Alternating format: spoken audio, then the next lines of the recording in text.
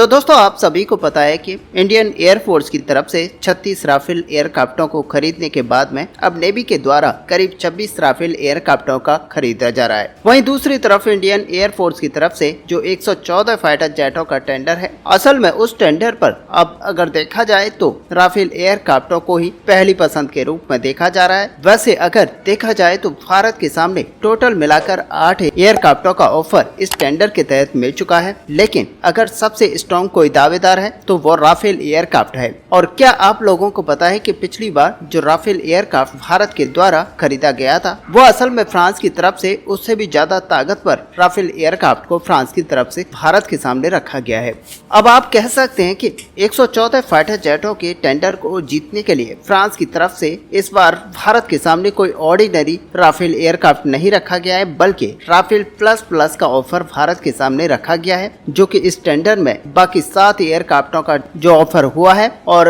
जो कि इस टेंडर को जीतने को लेकर लगातार प्रयास कर रहा है। ऐसे में आपको बता दें कि प्रयास के अंतर्गत अमेरिका तो एक तरफ आगे बढ़कर कब केवल अपने एयरक्राफ्टों के ट्रांसफर और टेक्नोलॉजी और मेक इन इंडिया इनिशिएटिव को लेकर ही हामी नहीं भर रहा है, बल्कि अमेरिका के द्वारा 3 एयरक्राफ्टों का ऑफर भारत के सामने रखा गया है। और यहाँ तक कि बता दें पिछले टेंडर के मुकाबले इस बार अमेरिका की तरफ से अपने एयरक्राफ्टों को और भी ज्यादा इनहेंस किया गया है। और ऐसी चुनौतियों को यहाँ पर काउंटर करने के लिए फ्रांस के द्वारा राफेल एयरक्राफ्टों को इनहेंस करके भारत के सामने ऑफर के तहत रखा गया है। अब मीडिया रिपोर्ट्स की अगर बात माने तो जल्दी इंडियन एयरफोर्स की तरफ से MRF टेंडर या फिर ऐसे कहें कि 114 लड़ाकू विमानों का जो टेंडर है उसको लेकर रिक्वेस्ट फॉर प्रपोजल जारी किया जा सकता है। वैसे अगर देखा जाए तो रिक्वेस्ट फॉर इंफॉर्मेशन आज से करीब 6 साल पहले यानी कि 2018 में ही जारी किया गया था, लेकिन इस साल के अंत तक आशा की जा रही है कि रिक्वेस्ट फॉर प्रपोजल जारी किया जा सकता है, जिसके बाद में इंडियन एयरफोर्स इस टेंडर के नेक्स्ट स्टेप के तहत आगे बढ़ेगा।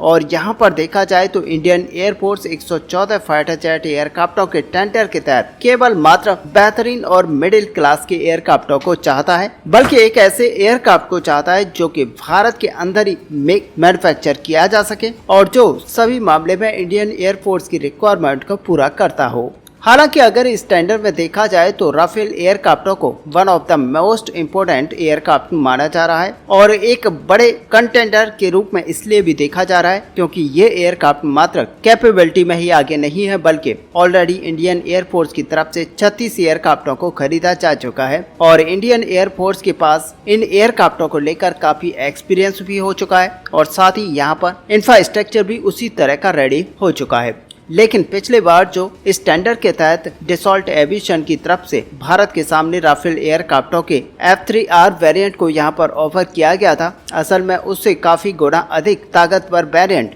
F4 वेरिएंट ऑफर किया गया है। लेकिन अब आपको बता दें कि डसॉल्ट एविएशन अब एक कदम और आगे बढ़ते हुए F4 वेरिएंट को भी यानी कि उससे भी अपग्रेडेड एयरक्राफ्ट जिसकी के हाइब्रिड वर्जन को भारत को ऑफर कर रहा है। बेसिकली आपको बता दें कि F4 के फीचर्स के साथ ही ये होगा और साथ ही इसके अंदर और भी कई सारे एक्सटेंडेड फीचर्स होंगे। अब आपकी जानकारी के लिए बता दें कि यहाँ पर जो F4 वेरिएंट है ये बनकर तैयार है और F5 वेरिएंट फिलहाल निर्माण किया जा रहा है और जो संभावित साल यहाँ पर बताई जा रही है वो 2027 के बाद में यहाँ पर ऐसा माना जा रहा है कि ये तैयार होगा। लेकिन उससे पहले F5 वेरिएंट के कुछ टेक्नोलॉजीज को F4 वेरिएंट के अंदर डाला जाएगा और ये भारत को ऑफर किया जा रहा है। और सच माने कि डसॉल्ट एविएशन को इससे भारत के इस टेंडर को लेकर काफी फायदा भी होगा, क्योंकि भारत समझ चुका है कि इस तरह के एक्सटेंडेड जो वेरिएंट है वो भारत के काम का है और भारत कहीं न कहीं इसका यूज कर पाएगा। हालांकि अब कुछ मीडिया रिपोर्ट्स के अंदर यह भी दावा किया जा रहा है कि डसॉल्ट एविएशन राफेल एयरक्राफ्टों के साथ ही कंपैटिबल होने वाला एक ड्रोन को डेवलप करने को लेकर भी प्रस्ताव रख रहा है, जो कि राफेल एयरक्राफ्टों के साथ मिलकर इंडियन एयरफोर्स की जरूरतों को पूरा कर सकेगा।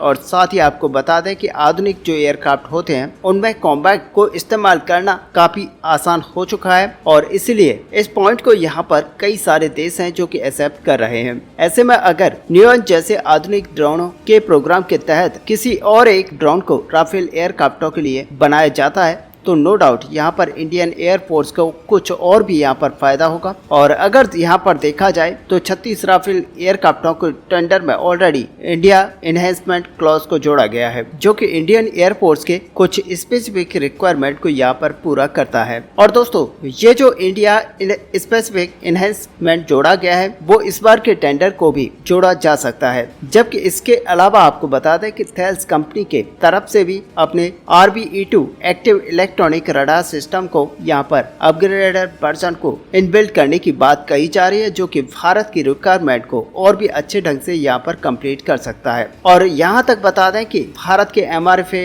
डील में भी है और भी अच्छे तरीके से ट्रैकिंग और टारगेटिंग कर सकता है। जबकि आपको बता दें कि डसॉल्ट एविएशन और राफेल एयरक्राफ्टों के MRO फैसिलिटी भी भारत के अंदर ही ओपन करने जा रहा है। जबकि दूसरी तरफ राफेल एयरक्राफ्टों में इस्तेमाल होने वाले सैफ्रॉन के M88 इंजनों के MRO फैसिलिटी भी भारत के अंदर बनाने को लेकर काम किया जा रहा है। अब दोस्तों एक तरफ जहां पर इंडियन एयरफोर्स के 114 फाइटर जेट एयरक्राफ्टों के टेंडर में फ्रांस अपने राफेल एयरक्राफ्टों को लेकर कमर कस चुका है, तो वहीं दूसरी तरफ भारत के स्वदेशी मिसाइल अब अमेरिकी मिसाइलों के लिए बहुत ही बड़ा चैलेंज बन चुके हैं, क्योंकि अब भारत के स्वदेशी मिसाइलों का जो डिमांड है वो दुनिया भर के अंदर बहुत तेजी से बढ़ रहा है। और ऐसे में आप मानकर चलिए कि भारत की इन मिसाइलों का जो एक्सपोर्ट है वो आने वाले 3 से 4 सालों में एक अच्छे लेवल को छू लेगा। ऐसे में आप सभी को पता होगा कि लगातार अमेरिका के द्वारा अपने जापानीज जैसे एंटी टैंक गाइडेड मिसाइलों को ऑफर भारत के सामने रखा जा रहा है और अमेरिका भारत के इन मिसाइलों को भी मेक इन इंडिया इनिशिएटिव के तहत भारत के अंदर ही तैयार करने को राजी है। तो वहीं पर अब कुछ रिपोर्ट्स के मुताबिक भारत के अंदर ही जो अत्याधुनिक टेक्नोलॉजीज वाले एंटी गाइडेड मिसाइलें हैं उनका भी डेवलपमेंट किया जा रहा है। और दरअसल आपको बता दें कि ये जो मिसाइलें हैं ये जेवलिन मिसाइलों के लिए एक बहुत ही बड़ा चुनौती बनते जा रहे हैं। अब यहाँ पर आपकी जानकारी के लिए बता दें कि रशिया और यूक्रेन की लड़ाई के बाद में एक तरीके से एंटी गाइडेड मिसाइलों की जो चाहत है वो दुनिया भर के अंदर बहुत तेजी से बढ़ी है। और ऐसे में दुनिया भर का हर कंट्री चाहता है कि उसके पास इस तरह की एंटी गाइडेड मिसाइलें मौजूद हों। और साथ ही आपको बता दें कि यहाँ पर बताया ये भी जा रहा है कि इंडियन आर्मी भी अपने पुराने एंटी टैंक गाइडेड मिसाइलों को रिप्लेस करने को लेकर कई सारे बड़े ऑर्डर्स को प्लेस करने वाला है। और इसीलिए इंडिया के बढ़ते हुए मार्केट को देखते हुए अमेरिका की तरफ से अपने जेवलिन मिसाइलों को भारत के सामने ऑफर रखा गया है। लेकिन आपको बता दें कि भारत की अब कई सारी प्राइवेट संस्थाएं हैं जो कि इस तरह की गाइडेड मिसाइलों को बनाकर तैयार करती हैं और ये अब उसी लेवल की या फिर उससे भी बेटर पोजीशन में आ चुकी हैं जो कि जेवलिन मिसाइल अमेरिका की तरफ से बनाई जाती है। ऐसे में कुल मिलाकर अगर देखा जाए तो बहुत ही जल्द भारत अब एक्सपोर्ट के हिसाब से अपने आप को बहुत तेजी से बढ़ा रहा है और बहुत ही तेजी से भारत का जो डिफेंस एक्सपोर्ट है वो बढ़ने वाला है। ऐसे में दोस्तों आपका यहाँ पर क्या व्यू है, आप अपना व्यू हमें कमेंट में लिखकर जरूर बताएं। साथ ही अगर वीडियो आपको अच्छी लगी हो तो लाइक और शेयर करना ना भूलें। मिलते हैं नेक्स्ट वीडियो में, तब तक के लिए जय हिंद जय भारत।